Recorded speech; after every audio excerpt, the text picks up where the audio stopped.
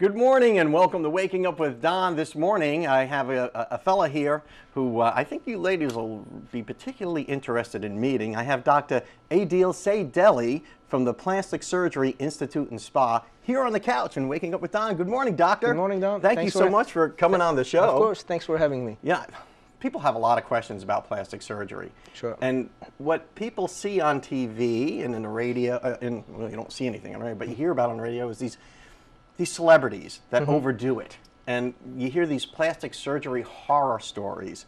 Is there anything to that? I mean, is that widespread, or is these just exceptions to the rules?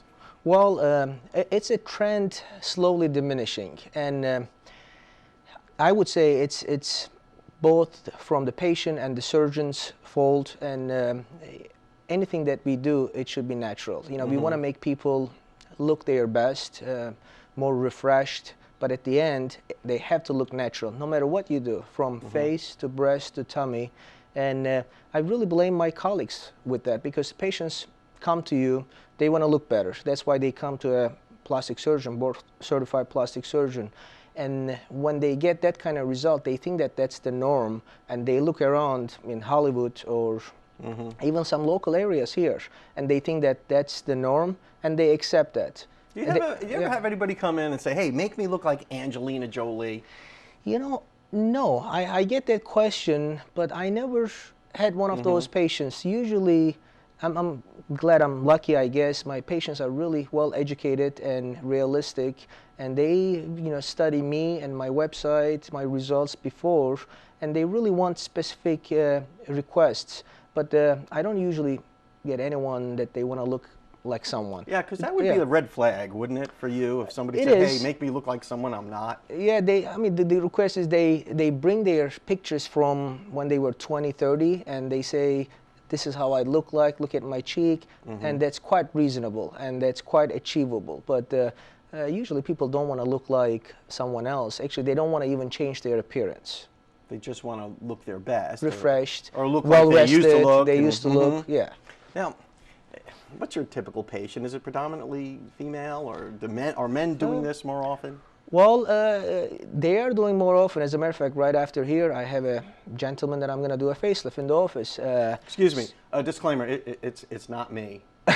Somebody else. Because you don't need it. That's why. Exactly. I had professional opinion right there. But yeah, it's hit or miss. Yeah.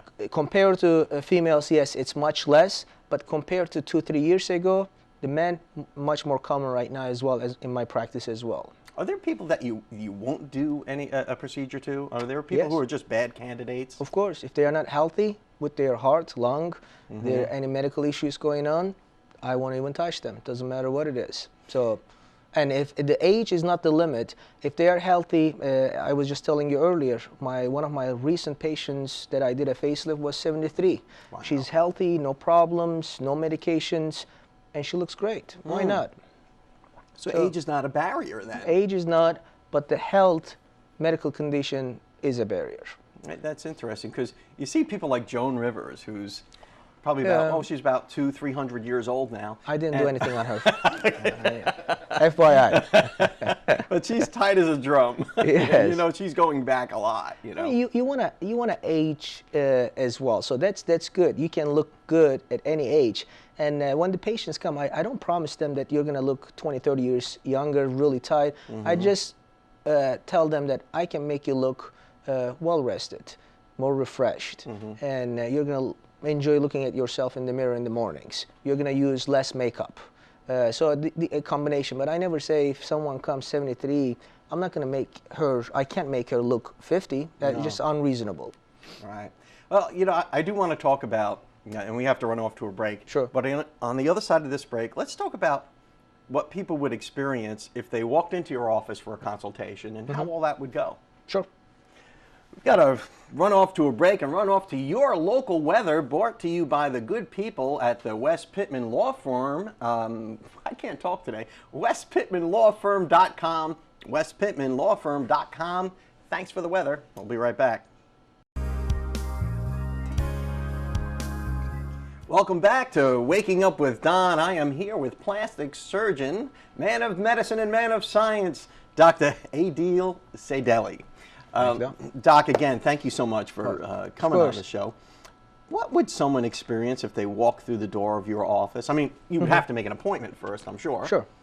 Well, we have an easy number anyways, 850-NIP-TALK. That's right, I saw that. That's right. So after the appointment, when they walk in, they're going to meet my family first, because really we are like a small family there in the office, really fun. And then they are taken to the back, and I meet them, and then we start talking just face to face, you know, answering their questions, concerns, and we look at some before and after pictures. It's really a very family-oriented consultation. So, you know, put them at ease first, and then you try to gauge what their expectations are. I mean, there are a lot of things that we could obviously talk from: face, breast, tummy, and sometimes they just write breast. But there are so many things that we can do in the breast, so we you know, start talking into details. And sometimes they come for a breast, and for some reason they see that we can do a lot of other things, and we may be doing a face procedure before the breast. So we can talk about anything pretty much when they come. Now, when somebody goes to your office, you know, when I think plastic surgery, and I think a lot of us do, we think it's like a fabulously expensive thing to do. Are all of your patients wealthy and rich? Well, it's all relative, I would say, but most of my patients, I would say, middle class, working class people. I treat a lot of military wives, you know, working class people. Yes, I have probably they are very wealthy patients as well, but you know, most, I would say, probably like 80%. Is the middle class. So it's really just working people for the most part. Absolutely, yes. So it's something that is not, you know, unreachable for your average I guess not, person. But who am I to talk? Yeah. So I respect everybody's finances. Of course, it's an expense, but a lot of people do a lot of things. You want to drive a car, you get your hair, nails done. This is something that almost permanently improve your appearance and make you feel better. So I mean, people spend a lot of money on a lot of different things. Yes. I mean, like cars and homes and private schools for their kids or things like that. So this would just be another. Well, kids come first, probably. Yeah, naturally. But, hey, Sonny, you're going to public school. Mommy needs a facelift. Yeah, my kids go to public school, and that's perfectly fine. So it's all good. It is. So, and the whole school thing is a whole other show. That's you know, right. But so people can feel confident going in, that they're going to be treated with respect, and that you'll appreciate their point of view. I think one field, maybe it's my personality, but I really enjoy the consultations, interacting with them. That's why I don't go out partying, because I feel like when I go to office, that's my partying. I meet different people. We, you know, talk about different things. I mean, I have fun, and I can tell that they feel comfortable as well. Maybe that's why we are doing well and we are getting good results. But really, it's a fun conversation. It does sound like a fun place to work, because those have to be the coolest scrubs I've ever seen. Sorry, I should have put on some suit maybe, but I'm going to my surgery after here. So this is your go-to-work uniform, I suppose, right? It is, yeah, it is. That's awesome stuff to hear. Now, your training, you know, you're a professional. I mean, you went to school to do plastic surgery, I would imagine. So many years of schooling. Yeah. You know, after medical school, I completed a master's actually in scarless wound healing in New Jersey. Then I started my general surgery training, which actually I'm a board certified in general surgery as well, but I never practiced. Then I started my plastic surgery training, and like that was not enough, so I went to Hawaii to do my aesthetic fellowship. So that was that was like rough duty. It was good. Can't complain. So if people want to find you, we can find you on the internet, right? Sure. I mean, it's again, my website is easy. Either Seydeli, my last name, seydeli.com, or 850niptalk.com. 850-NIP-TALK. It's as easy as that. That's right. Dr. Adil Seydeli, thank you so much for coming on the show. Appreciate it. Thanks for having me. And we look forward to having you back again real soon. I would love to. We'll be right back after these messages. Hi. Hi, and good morning. Welcome back to Waking Up with Don. I'm Zenobia Andrews, your business system strategist, and I am thrilled, excited. It's Friday, and we're in the Max Out Studios bringing you your Max Out tip for today. Listen, all week long, we've been talking about the 5 steps in maxing it out, the 5 key steps in maxing it out, and we have saved the juiciest for last, the best for last, and that tip is perseverance, the power to not quit, not give up, and throw in the towel regardless of the obstacles that come your way. You know, as a business coach, I have found that many of my clients that are the most successful, they have embraced the power of perseverance. I'm here to share with you that things are going to happen. Unexpected things are going to happen. People are going to disappoint you. Some businesses are going to fail, but you have got to have the tenacity, the spirit to keep it moving forward no matter what comes your way. I'm Zenobia Andrews, your business system strategist, and I am here to support you as you continue to persevere towards your dreams. You can connect with me at www.zenoviaandrews.com. If you follow me on social media, I will follow you right back. And let's continue to press towards the max. I'm here with David Powell from Innovations Credit Union getting an update on the credit union. Oh, yeah. Tell me about Innovations. Tell me about the credit union. Oh, Don, first of all, thanks for having me on the show. Thanks and for coming on. Always love to visit with you. But Innovations Credit Union, just a little bit of our history. The credit union's been around since 1952. It was originally founded to serve the employees of the Navy base out at Panama City Beach. And so in 1952, they started operating out of a desk drawer in a little office there on base. It used to be Navy Credit Union? It's been a bunch of names. The name of the credit union's always really mirrored the name of the Navy base, which, as you know, has gone through a bunch of changes. Sure. Most people probably remember the name that the credit union was the longest, which was NCSC Federal Credit Union. Yeah, that's and a then mouthful. In the early 2000s, the leadership decided to change the name to something that would just stick. And every time the base changed names, the credit union wouldn't have to change names. So they decided to go with Innovations Federal Credit Union, and under the concept that, you know, they're doing some innovative things with technology and systems internally and the customer delivery systems that we have. Do you have to be in the Navy to have an account there? Well, glad you asked. They also, around that same time, changed what we call the field of membership, which is what do you have to be or do to be able to be a member of the credit union. And to be a member at Innovations, you simply have to live, work, worship, or go to school or volunteer in Bay County, and you can be a member of our credit union. So we changed the name in the early 2000s, opened up the field of membership, and so since then we've grown. The credit union's about $160 million in assets. It has 6 branches in Bay County, and we got about 17,000 members, and we continue to grow and expand our service. In fact, most people think of the credit union and they think, oh, that's where you go to get a car loan. That's where you go to have a savings or checking account. But what most people don't know is that we now offer small business checking and savings accounts and business loans of all types and sizes.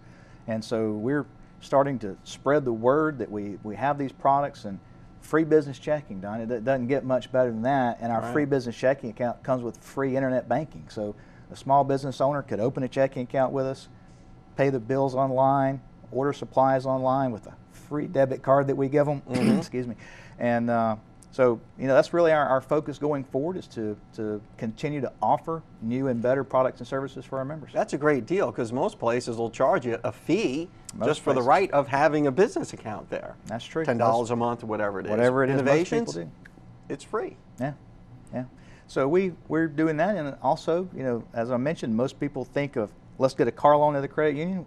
We also have very attractive car loan rates. We have a special program for qualified members that call up and say, hey, I got financing through the dealership, or I got financing through another financial institution, and maybe my rate's a little higher than I had hoped to get. They should call us, 233-4400, 233-4400, and ask to speak to a loan officer about maybe lowering the rate on your automobile. That's a good idea. No one ever thinks of lowering the rate. I know. You think about getting a car and getting a loan. And most people make an emotional decision. They go to the dealership, the salesman comes and says, oh, I'll give you this price on the car. and then they just write it all up, and you may not even realize in some cases what the rate is on your loan until you get home. And sometimes there's some sticker shock there. So we'll be glad to counsel with anybody that wants to talk about their car loan, and with whatever your credit score might be. We've got loan officers that are well versed and trained in helping folks of all different credit score ranges figure out what the best automobile loan is for them. So if you have an existing car loan, go to Innovations and cut a better deal for yourself. It's worth giving them a call and certainly see if there's something that one of our loan officers can do. Or you could also go to our website, which is innovationsfcu.org. Innovationsfcu.org. That's it. David Powell, thanks again for the tips on Innovations Credit Union. You bet. Thanks, Don.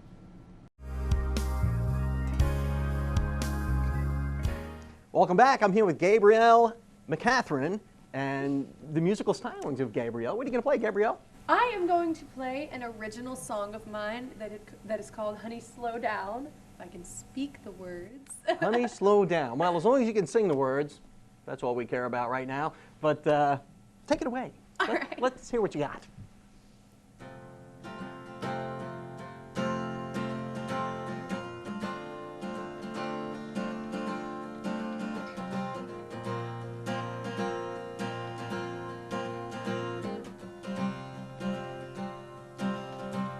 Hold on now, darling. Spent the day out in the line, and he comes home at night with his mind all apart. He's a slaving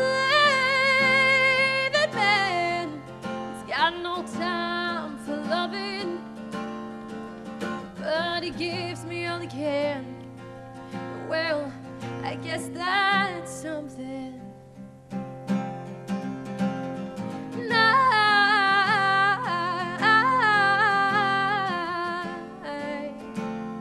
I'm absolutely certain that this is what we were made for.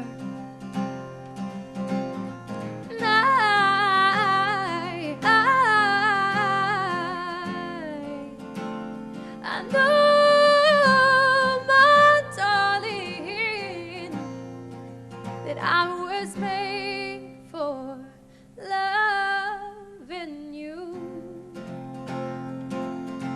Hold on now, honey, spilling words he don't mean all across the floor. He says we're gonna run away together. He's never seen the skirts of this city, and he wants to know the world. So I tell him that we're gonna run away together.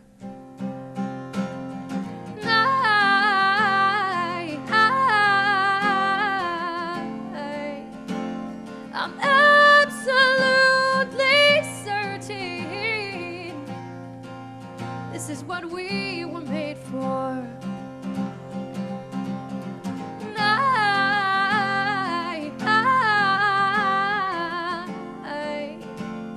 I know, my darling, that I was made for loving you. He's everything I need and a little bit more. And he's everything to me when he walks through that door, and he comes to me and he holds me in his arms and says that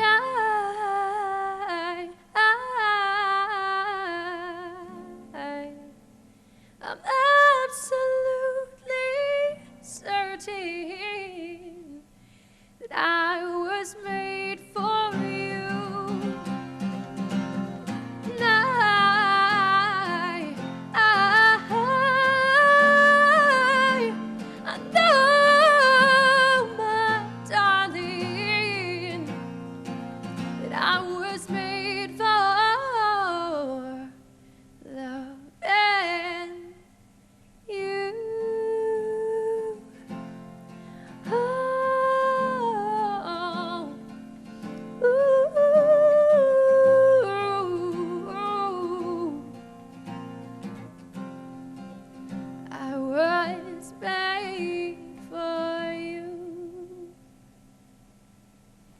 so much, Gabrielle. It was beautiful. And I'm going to be able to say, I knew you when. Thanks for watching Waking Up with Don. We'll see you next time.